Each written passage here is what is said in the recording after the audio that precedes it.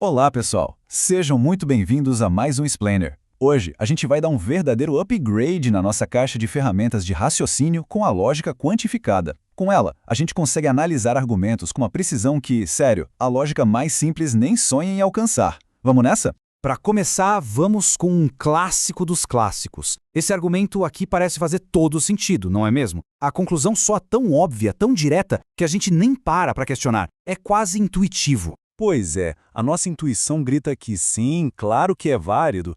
Parece impossível que as duas primeiras frases sejam verdadeiras e a conclusão seja falsa. Mas a grande questão é, será que as nossas ferramentas lógicas mais básicas conseguem provar isso? E é aí que a gente encontra um problemão. A nossa intuição diz, sim, válido, mas a lógica verofuncional, aquela que só olha para frases inteiras, enxerga isso como P, Q, logo R, que é uma forma inválida. Ou seja, nossa ferramenta mais básica falha em confirmar algo que parece óbvio. Como é que a gente resolve essa contradição? A resposta, pessoal, está em olhar para dentro das frases, em vez de tratá-las como se fossem blocos de montar indivisíveis. A lógica antiga só via P e Q, mas o segredo da validade está nos componentes internos. Chegou a hora de conhecer as peças que estavam faltando nesse quebra-cabeça. As duas primeiras peças do nosso novo kit são os nomes e os predicados. Pensa assim, nomes próprios, como Sócrates, são as etiquetas que a gente coloca em coisas específicas do mundo. Já os predicados, como é mortal, descrevem o que essas coisas são ou fazem. É basicamente o quem e o que da história. Essa tabela aqui mostra um conceito chamado aridade, que é um nome chique para dizer de quantas coisas um predicado está falando. Um predicado unário fala de uma coisa só, tipo, é mortal. Um binário, como ama, conecta duas coisas.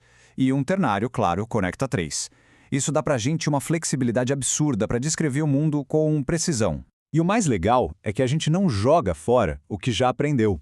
Os operadores lógicos que a gente já conhece, o e, o ou, o se então, continuam valendo e se encaixam perfeitamente aqui.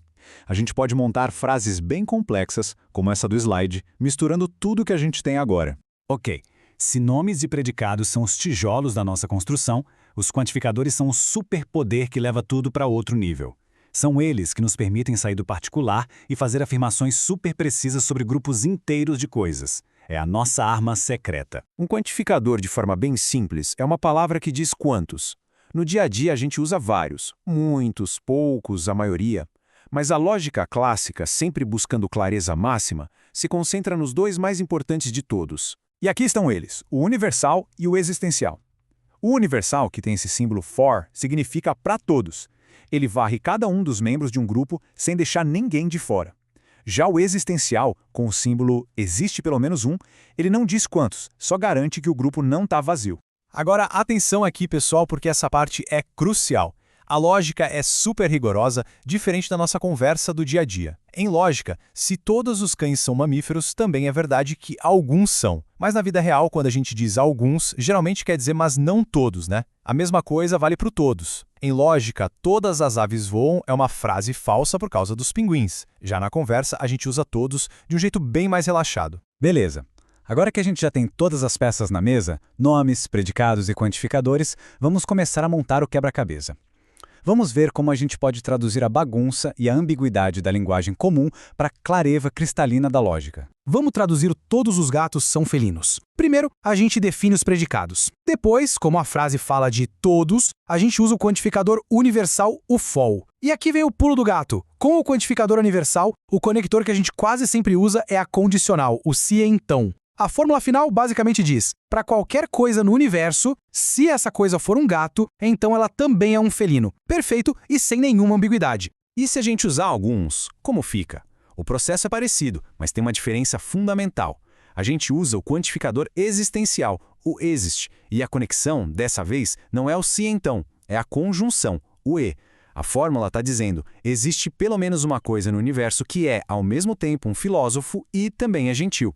Entender essa diferença entre a condicional por todos e a conjunção por alguns é a chave de tudo. Agora sim, com todas essas novas ferramentas na mão, a gente pode finalmente voltar para aquele argumento do Sócrates e provar, de uma vez por todas, aquilo que a nossa intuição já sabia desde o começo. Olha só que elegância! A lógica quantificada mostra a estrutura do argumento. A primeira premissa vira, para todo x, se x é homem, então x é mortal. A segunda é Sócrates é homem. Com essas duas, a conclusão Sócrates é mortal se torna inevitável. O que era invisível para a lógica antiga, agora está aqui, claro como a luz do dia. Enigma resolvido. Tá, mas por que tudo isso importa, afinal?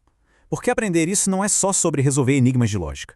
É sobre ganhar um novo par de lentes, um novo jeito de enxergar a estrutura que fica escondida por trás da nossa linguagem, dos argumentos que a gente ouve e do nosso próprio jeito de pensar. Uma coisa muito bonita desse sistema é a interdefinibilidade.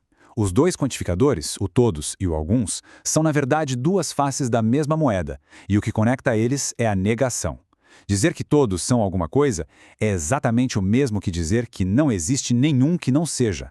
Essa simetria mostra a consistência e a beleza no coração da lógica. Essa citação aqui do nosso material de base resume a ideia perfeitamente. A lógica funciona como um raio-x da linguagem, mostrando que frases que parecem muito parecidas como todos os gatos são ariscos e alguns gatos são ariscos, na verdade escondem estruturas lógicas totalmente diferentes. Uma tem um C então escondido, a outra tem um E. E esse poder de revelação se aplica em todo lugar. Frases comuns que a gente usa o tempo todo podem ser traduzidas para essa linguagem precisa, acabando com qualquer dúvida. Nada é perfeito. Vira, para todas as coisas, elas não são perfeitas. E olha que interessante, alguém ama todo mundo é uma coisa completamente diferente de todo mundo ama alguém. E a lógica mostra exatamente o porquê, só pela ordem dos quantificadores. E para fechar, a pergunta que eu deixo no ar para vocês é essa. Agora que vocês têm essas novas lentes, que estruturas lógicas vocês conseguem enxergar aí? Escondidas nos argumentos que vocês ouvem, nos textos que vocês leem e, principalmente, naqueles que vocês mesmos constroem. A clareza está só esperando para ser descoberta. Obrigado por assistirem a este Explainer.